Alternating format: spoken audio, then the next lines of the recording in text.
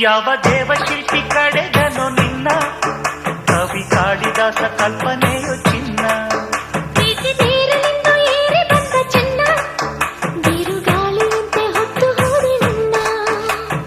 ಊರ್ವಶಿಯ ತಂಗಿಯೋ ಮಾತನಾಡು ಗಿಳೆಯೋ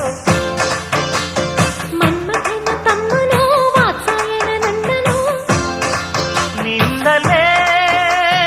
ನಾ ಸೇರಿ ಹೋದೆ ಯಾವ ದೇವಶಿಲ್ಪಿ ಕಡೆಗನು ನಿನ್ನ ಕವಿ ಕಾಳಿದಾಸ ಕಲ್ಪನೆಯು ಚಿನ್ನ